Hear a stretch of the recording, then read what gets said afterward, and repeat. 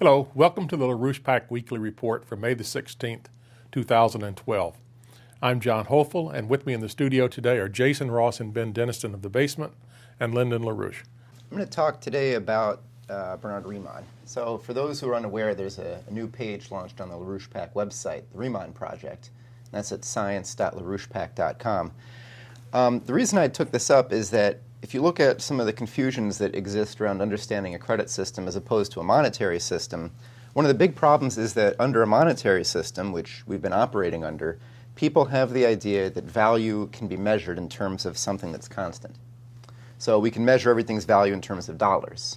Or if you like the ideas of Ron Paul, you might say that we should measure it in terms of gold instead of dollars, because gold is something serious, it's a piece of metal, and we should value all of human creation around a piece of metal.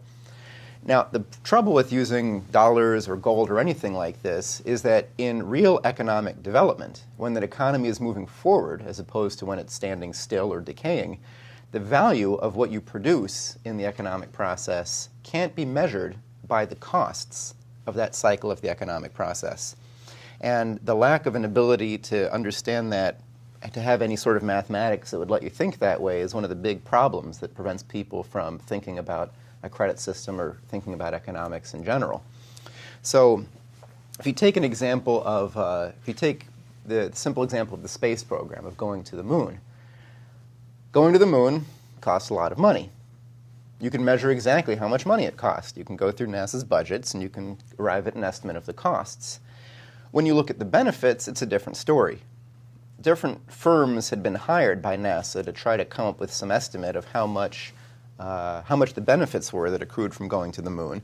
And one number that's often cited is $14 for every dollar that was invested. Now, you might say that number isn't correct, because even if that was the payoff back in the early 70s when these studies were performed, the technologies that we got from going to the moon are still with us. They're still continuing to provide benefits, whereas the cost was only expended once, whereas the benefits continue forever. The other problem with it is that when they said 14 to 1, $14 for every dollar invested, or 14 cents for every cent invested, you got to ask yourself the question of whether the payback dollars, are they the same dollars as the expense dollars? Now, obviously, in the economy post-Apollo, we still use dollars in the United States. But what the economy in which those dollars existed, the platform of how the economy operated as a whole, was a different one. So that while the cost was investing your resources in the current economy, the payback wasn't a profit in the already existing economy. It was a new economy, and the more proper sense of new economy than people who got into computers. So what Riemann, and we're not going to talk about Riemann himself so much, well, maybe some today, but I wanted to use some other simpler examples to start making the point clear of some examples of changes that aren't quantitative, that aren't simply numerical or comparable, but represent a qualitative shift, because that is the key to economics.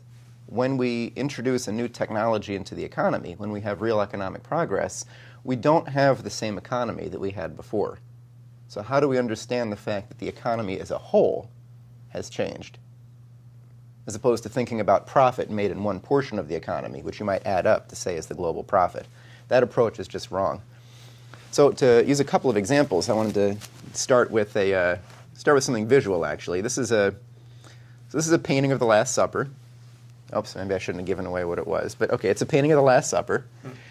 You can tell looking at it, it is a painting. It's not a relief that's been painted. It's not a sculpture or anything like that. It's a flat painting on a wall. This is Da Vinci's Last Supper.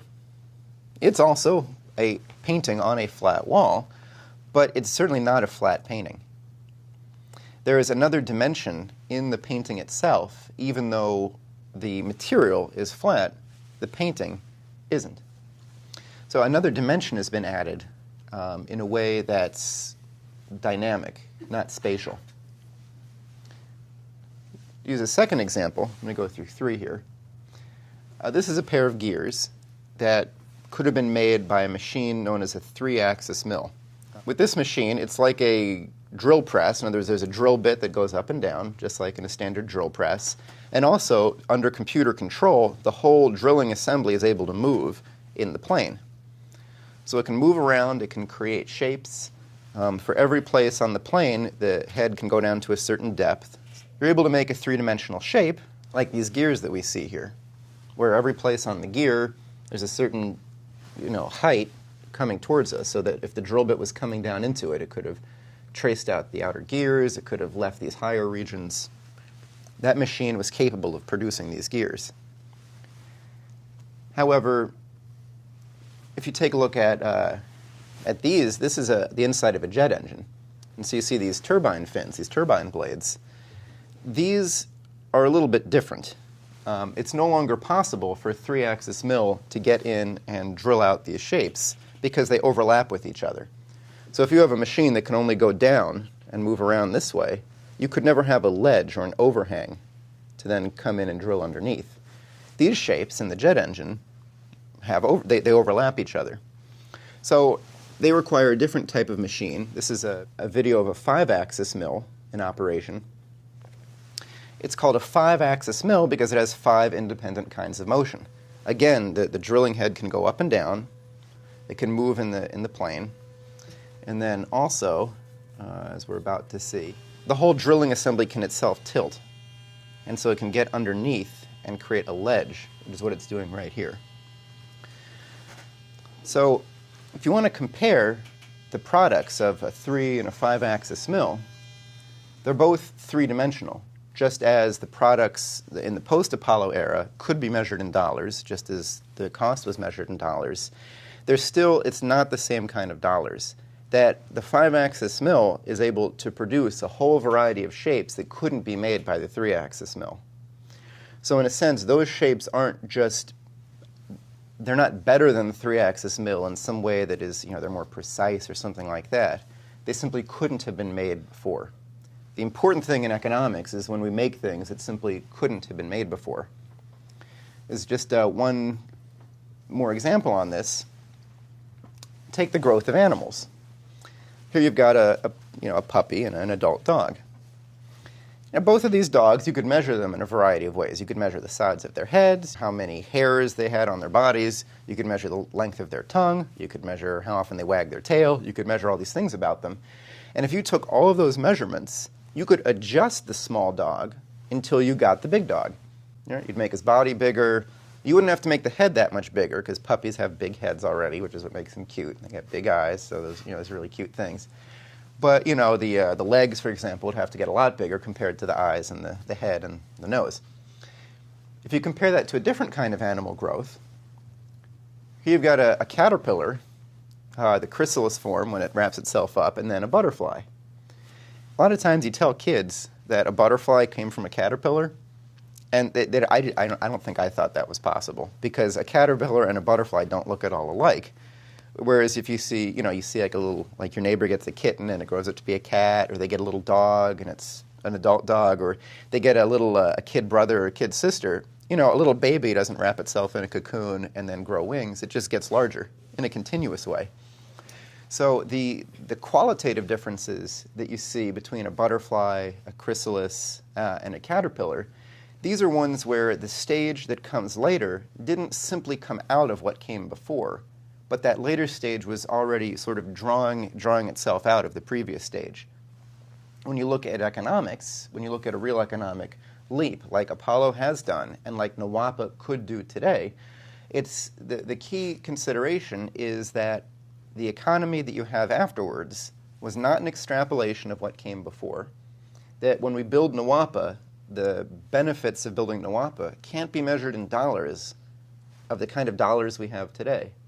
The value of having a new concept of the human species, the value of changing that much land area, of even the non-directly physical benefits of it, the cultural benefits of it. All of these things, you end up having to think in terms of existing in a new space as opposed to changing something within it. And so what Riemann does, which there's more detail on the site, and we'll see how much we get into today, but what Riemann does is he gives an opportunity to think very explicitly, to take up very explicitly through a mathematical concept known as transcendentals, how to have a series of stages where each one is higher than what came before, in that it is incomparable to what came before. That it's simply something, there's a higher generating principle in it, and in the higher stage, you simply can't measure it in terms of what came before. So that needs to be our goal as economists, and that's the goal of our projects. And this is what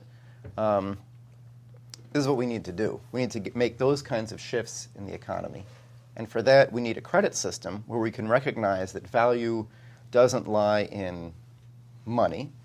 It doesn't lie in anything that currently exists. It also doesn't lie in gold or in bolts or in tons of cement or anything like that. It lies in value, just like we value things. Like we value honesty, we value courage, we value the truth. We value a future that we want to bring about, and the economy is then oriented around bringing that future into being. And then that gives you a real understanding of the value of anything in an economy. How is it helping us achieve a certain goal? You have also, you see two things. You see a degeneration and loss of creative potential in young people.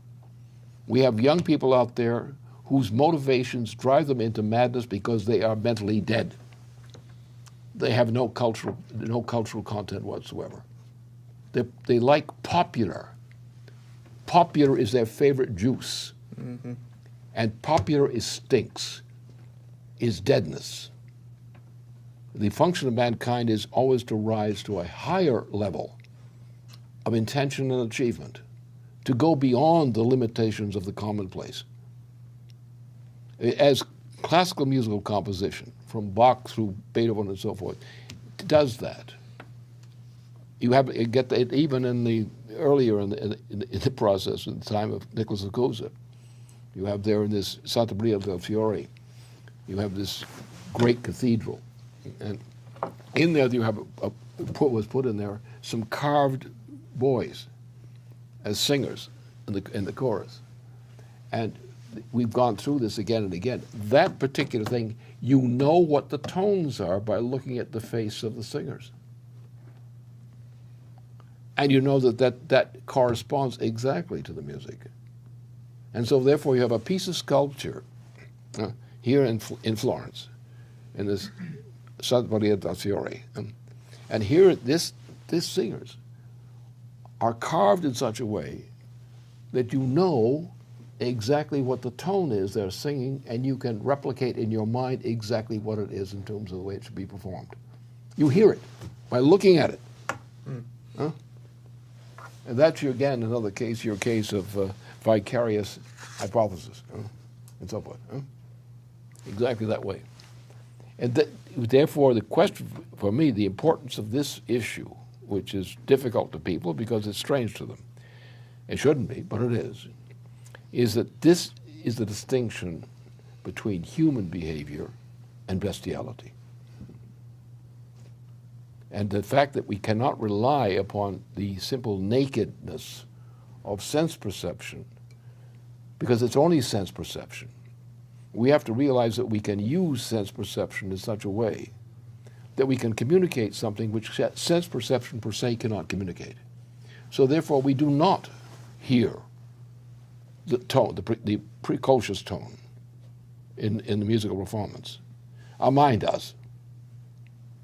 And people who share that experience recognize that.